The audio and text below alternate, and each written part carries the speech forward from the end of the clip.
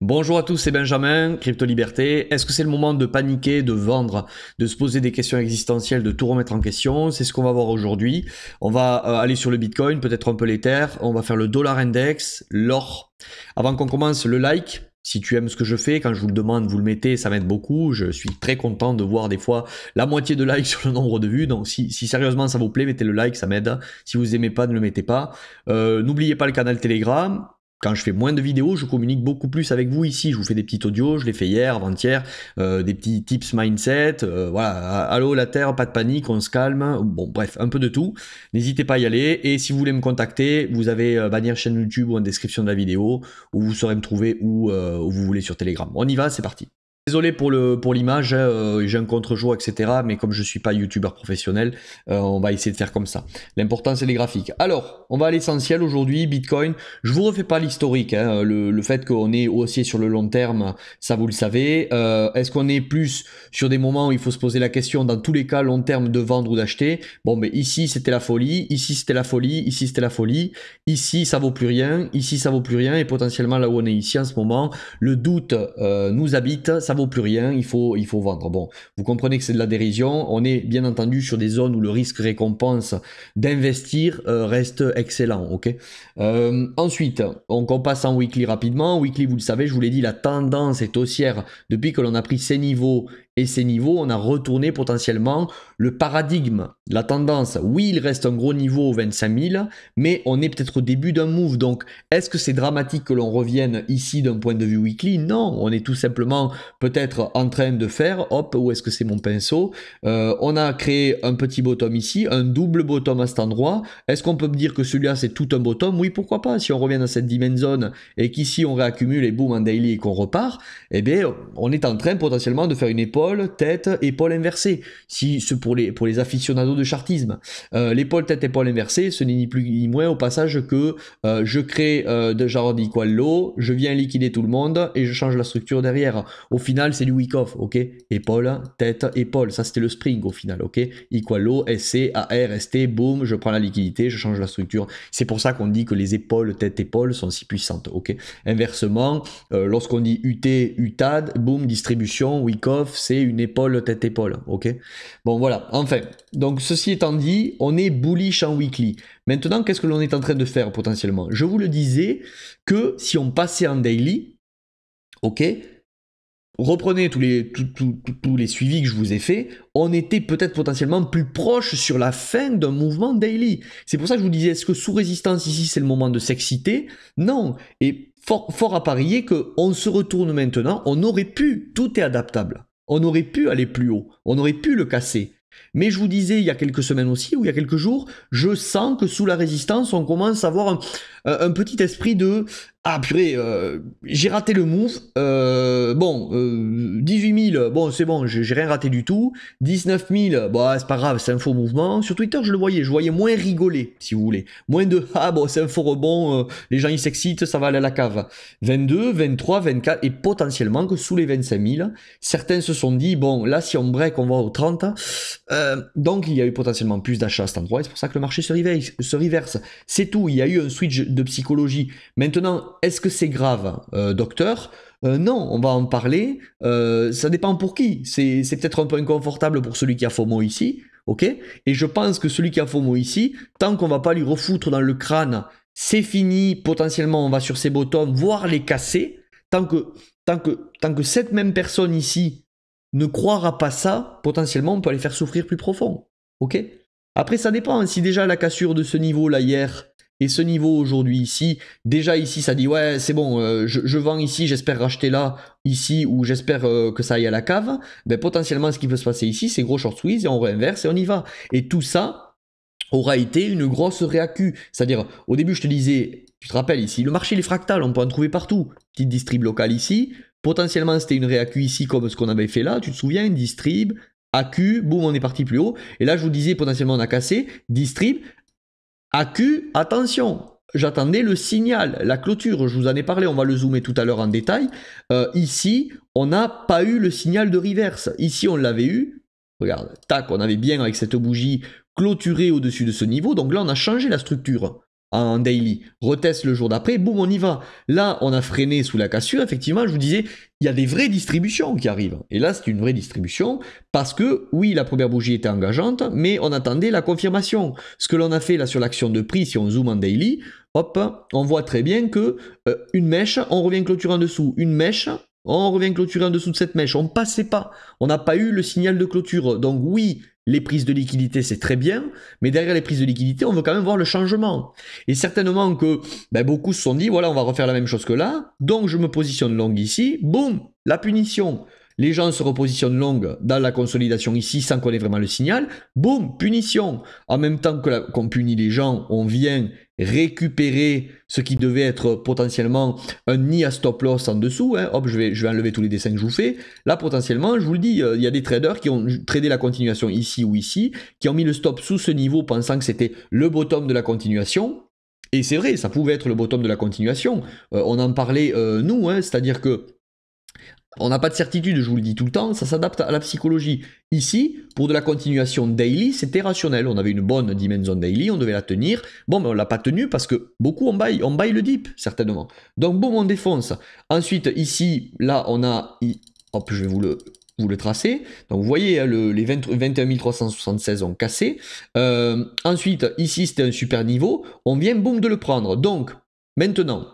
c'est baissier en daily, il n'y a aucun doute. Donc on avait un premier signal ici où on peut croire à la réaccumulation, mais la confirmation ne se fait pas. On continue, dernière chance, Demon Zone ici, on s'approche. C'était les derniers audios que je vous faisais sur Telegram ou la dernière vidéo de la semaine dernière. On attendait aussi la confirmation, le changement de structure, on ne l'a pas eu. On n'a pas eu ce changement de structure. Certainement, dans cette demand là, à cet endroit, tac, qui était, je vous le rappelle encore une fois, des ordres rationnels, il y avait de l'imbalance ici, du déséquilibre, tac.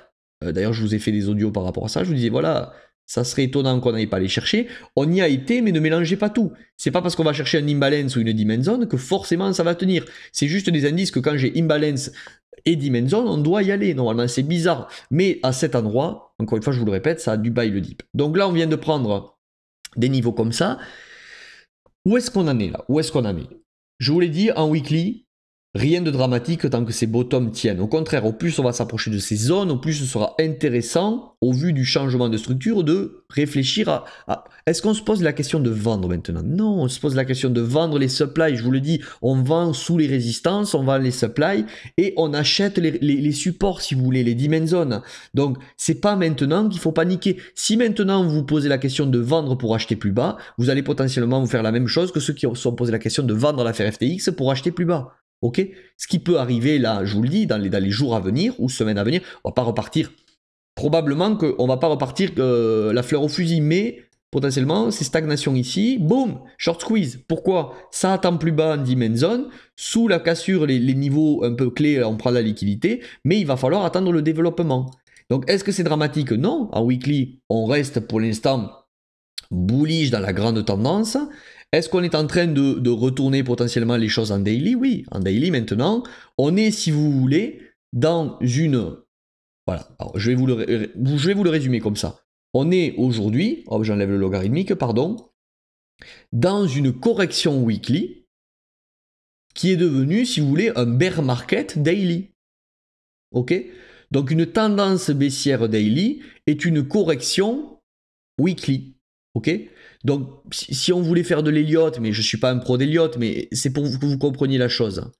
Selon Elliott, par exemple, 1, voilà, je vous le fais à la va-vite, 2, 3, 4, 5. Voilà, la 5 est terminée potentiellement ici. On pouvait penser, comme on disait, peut-être que la 5 n'était pas finie, on allait ici, on aurait dit que la 3 était là, et la 3, 4 est potentiellement 5, mais potentiellement, c'est pas arrivé. Donc là, on a certainement le move qui est fini.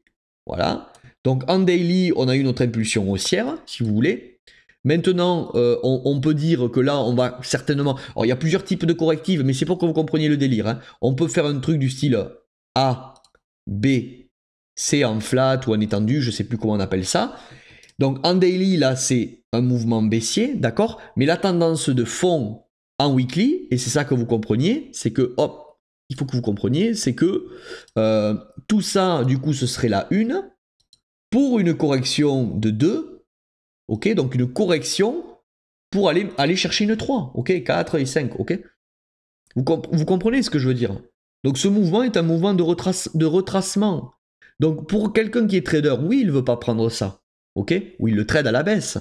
Mais un investisseur, si vous voulez, c'est ce que je vous dis souvent, il est plus... Est-ce qu'on veut prendre des unes au final, un investisseur? Pourquoi pas? Mais est-ce que finalement un investisseur, il n'est pas plutôt prêt à choper une fin de 2 pour surfer un mouvement de 3? Tu te mets beaucoup plus à l'abri. C'est pour ça que je vous disais, je suis pas dedans. Mais c'est pas grave. Est-ce que c'est parce que j'ai raté que je dois maintenant me positionner n'importe où? Mais non, bien sûr que non. Alors oui, ça aurait pu partir et c'était peut-être pas la fin de la 3, on aurait pu aller faire une 5 au-dessus, mais c'est pas parce qu'on aurait pu que tu dois tomber dans le... Tu as raté, tu as raté. C'est pas grave. Est-ce qu'il y aura un jour la fin de cette impulsive et sur la correction, tu rentreras rationnellement. Peut-être plus haut que le prix où je te disais non à l'heure actuelle parce que c'était dangereux, mais en tout cas plus rationnellement. Voilà, donc j'espère que ça s'est compris. Maintenant, qu'est-ce que je voulais vous dire? Non, oui, on est passé baissier. Si quelque chose qu'il vous faut quand même contrôler et qui sera intéressant, donc la clôture d'hier, oui, pardon, en daily, bon, mais il n'y a pas de doute là, hein. Hier en daily, on est venu clôturer au-dessus de ce bottom, donc cette dimension, cette imbalance, c'est fini, d'accord? Est-ce qu'on a clôturé? Comment on a clôturé là? Ici, on est à 20 358 sur ce niveau. Ouais, je vais l'enlever. Hop, 20 358, c'est ça. Et hier, comment on a clôturé? À 20 367. Donc hier, on a eu une clôture au-dessus de ce niveau. Donc on a pris ce niveau, mais on a quand même clôturé au-dessus de ce niveau. Donc, surveillons aujourd'hui. Si aujourd'hui, vous avez un genre de... une grosse bougie, cette bougie là, hop, et on vient clôturer, tac, à nouveau en dessus, on est en train potentiellement de absorber de la vente ici. On a déclenché les stop loss, je vous le rappelle, qui sont des ventes. Donc on absorbe de la... Mais qu'est-ce qu'on veut voir? On veut voir de la réaction derrière. On veut voir de la réaction. Donc là, c'est trop tôt pour le dire. On a le temps. Suivez le développement en daily. Si vous voulez commencer à mettre des ordres DCA, c'est pas idiot, mais sachez qu'on peut aller plus bas. Plus bas, c'est où? C'est revenir dans des niveaux, des dimensions, weekly, monthly, plus bas. D'accord? Donc je vous les ai tracés ici, vous les avez, trouvez des raisons de vous positionner. J'ai plus de batterie, alors un instant. Voilà, trouvez des raisons de vous positionner, les niveaux je vous les donne très souvent, et voilà. Dernière chose qu'il vous faut contrôler et qui va être très intéressant, c'est ça, c'est-à-dire que là, hop, alors je vais vous effacer à nouveau ce que je viens de vous faire. C'est ça, la dernière chose qui va être importante à contrôler, c'est ça qui va nous donner un peu le signal de est-ce qu'on va en dimension pour moi, ou est-ce qu'on n'y va pas. C'est est-ce qu'on va déjà clôturer la fin de semaine sous ce niveau, et est-ce qu'on va clôturer la fin de semaine sous ce niveau. Si dimanche soir à 1h du matin ou 2h, je sais plus, on vient mettre une bougie weekly, clôture au-dessus de ce niveau, ou même mieux, clôture au-dessus de ce niveau avec une grosse mèche qui est laissée en dessous, là ça voudra dire qu'on est venu racler tous les stops, accumuler de la panique pour potentiellement une continuation haussière, d'accord?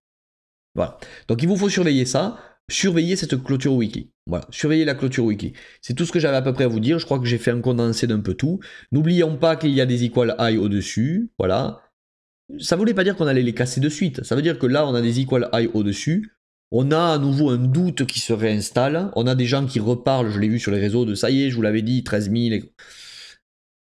C'est qu'une question de temps. Est-ce qu'on va là pour un retournement et boum, on vient de défoncer tout le monde? Et là, accrochez-vous parce que potentiellement, ça pourra vraiment être le 1, 2 pour le 3 en weekly, ok, 4 et 5, ok. Soit le mal est déjà assez fait, on est en train de déjà absorber ici. Donc c'est pour ça que des ordres, comme je vous avais dit par ici, là, sont des ordres quand même assez rationnels. Ceux-là, par exemple. Je ne sais plus lesquels je vous avais donné, mais voilà, cet endroit, on n'était pas revenu le tester en weekly. Cet endroit aussi, voilà. On est, si vous voulez, là, dans des ordres de continuation. Mais sachez que si vous vous positionnez ici, il faut être prêt à accepter qu'on aille plus bas. Voilà. Donc voilà ce que je voulais vous dire sur le BTC. On va passer sur le reste. Ether, je le fais pas, puisque au final, tout est quasiment similaire sur Ether.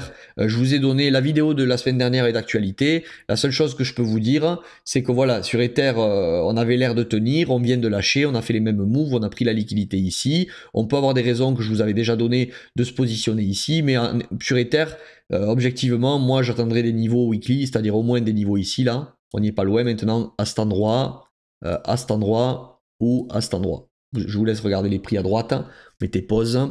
Et voilà. Ether, ici, ce seront des bons niveaux pour moi pour se positionner. On reste sur des bons niveaux long terme. Sachez juste, je vous le rappelle, je l'avais dit dans des vidéos précédentes, sur BTC, on est venu sur l'affaire FTX prendre les bottoms et inverser la structure derrière.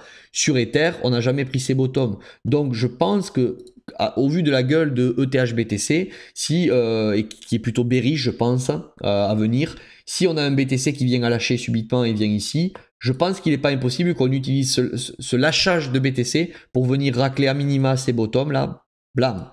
Et pourquoi pas une mèche panique ici, hop, pour ravaler tout ça, ok? Donc faites attention sur Ether. On passe sur le marché américain, on va aller voir le dollar. Donc le dollar, je vous la fais rapide, hein. Revoyez la vidéo de la semaine dernière. Attention, regardez en weekly, est-ce qu'on n'est pas sur la fin d'un paradigme? La semaine dernière, je vous le disais, en weekly, la mèche suspecte ici me laissait penser, ou c'était celle-ci, me laissait penser que le move daily n'était pas fini. Mais je vous disais que tant qu'on ne cassait pas les 105.5, ok, on pouvait être peut-être sur la fin, ça y est, du rebond daily. Ok, c'est ce qu'on a sous les yeux, la dynamique de fond, la tendance est baissière en weekly sur le dollar index. Jusqu'à preuve du contraire, c'est-à-dire une clôture au-dessus des 105.50.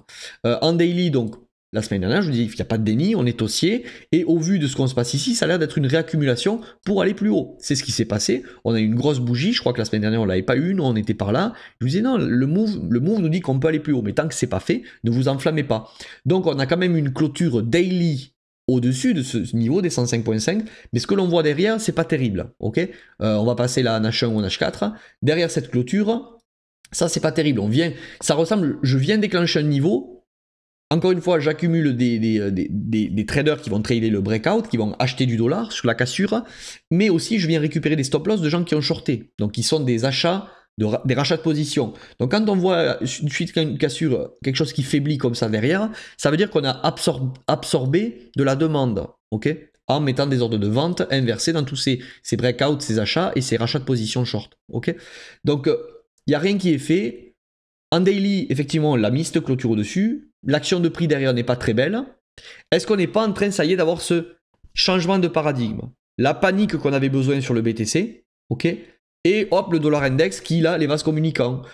Les gens se disent, faut vendre nos BTC, achetons du dollar sur le breakout, ok?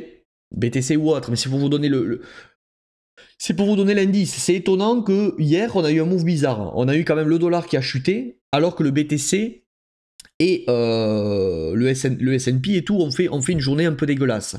Donc ça ressemble, ces signaux-là, à des changements de paradigme. Ok, on va voir. Le dernier signal que je vous demande d'observer, c'est ça, regardez. Voilà, en weekly, regardez, cette bougie est dégueulasse. Si en weekly, sur le dollar index, on clôture comme ça, là, c'est pas beau. Là, c'est un gros signal de... On est venu prendre la liquidité, faire croire à la reprise du dollar et à la faiblesse des actifs à risque. Mais si, après avoir pris une liquidité comme ça, on clôture le dollar index, il va falloir être vigilant. Okay, c'est peut-être ça y est, on a eu ce niveau psychologique où les gens ont dit « Non mais c'est bon, on casse ça, on a dollar index qui repart plus haut, qui va revenir dans les supplies, je vends les actifs à risque. Donc du coup, j'achète ou je me remets en dollars, en stablecoin. » Ok, donc surveillons bien ça. Il ne faut pas être dans le déni. Si par contre on clôture au-dessus, ben, le move peut continuer. Et là, potentiellement, qu'on ira, on a de l'imbalance, des demand zones weekly, etc. Mais on va attendre, d'accord? Des supply zones weekly au-dessus qui sont ici. Mais est-ce qu'en weekly ou en monthly, on aura retourné les choses? Non. Alors, attention, je m'exprime un peu mal. Si potentiellement on clôture au-dessus, en weekly, on peut aller revenir ici. Mais revenir ici, ce ne sera pas là qu'il faudra s'exciter, si vous voulez. Revenir ici, c'est supply zone, on peut avoir la distribution finale, et tout ça, ça aura été une AQ, plus une distrib, donc une redistribution, et le mouvement est fini. Mais par contre, effectivement, ce retour du dollar index ici pourrait nous faire souffrir sur l'actif à risque. Ça veut dire quoi? Ça veut dire un BTC qui reviendrait fricoter avec ses bottoms de l'affaire FTX. D'accord? Mais, voilà, ce n'est pas fait. Ce n'est pas fait. Pour l'instant, on a en weekly, cette mèche qui prend la liquidité, c'est pas très joli, d'accord? Donc, le mouvement daily, est-ce qu'il est fini? Non, on a eu une belle clôture quand même au-dessus. Là, depuis hier, avant-hier, c'est pas beau. Est-ce qu'aujourd'hui, on a la réaction en daily et on vient clôturer ici le dollar index et du coup, en weekly, pour la fin de semaine, on est bien ici au-dessus. Là, on pourra s'attendre à un retest et oui, on y va, hein, ok? mais n'anticipons pas les choses. On peut prévoir des scénarios, arbitrer son risque à l'instant T, mais on ne cherche pas à agir avant que ce soit fait. Voilà, ok? Enfin, on peut agir avant que ce soit fait, mais pas sur des actions émotionnelles. Voilà, quand je dis n'agissez pas avant que ce soit fait, si, il faut quand même agir avant que ce soit fait, mais pas ici. Ici, on est en supply. En supply, on a des signaux de retournement potentiel, des signaux de piège, on est dans une supply zone. Est-ce que c'est dans une supply zone qu'on cherche de l'achat sous la cassure, de la résistance? Non. On se pose au début en demand zone, et quand dans la demand zone, en daily, on voit des trucs comme ça. C'est que quand en daily, on est dans demand et qu'on voit boum, là, on peut anticiper sur le retest et se positionner parce qu'on anticipe un retour supply. Et déjà ici, je peux me protéger à break-even, par exemple.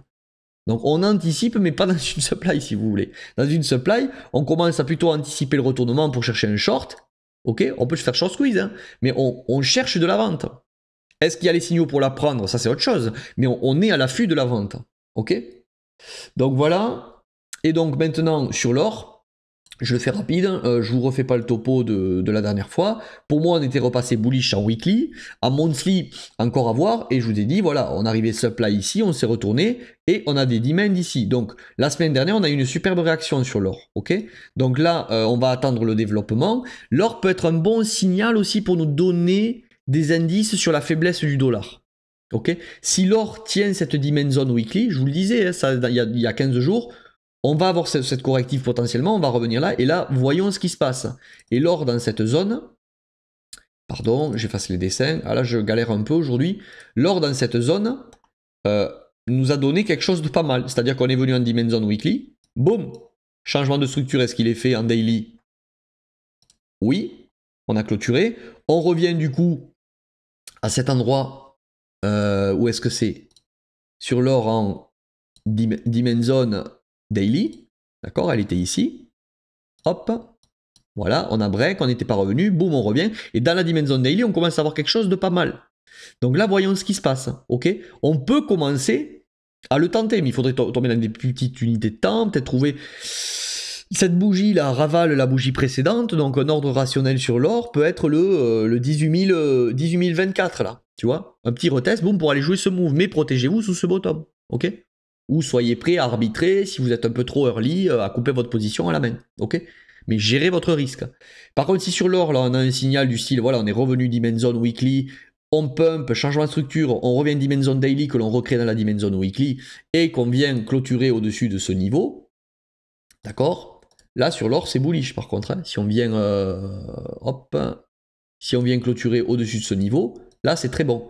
Et ça voudra potentiellement dire que l'or peut reprendre de la force sur le dollar et que le dollar va faiblir. Donc si on a ce signal là sur l'or, potentiellement le dollar index faiblit.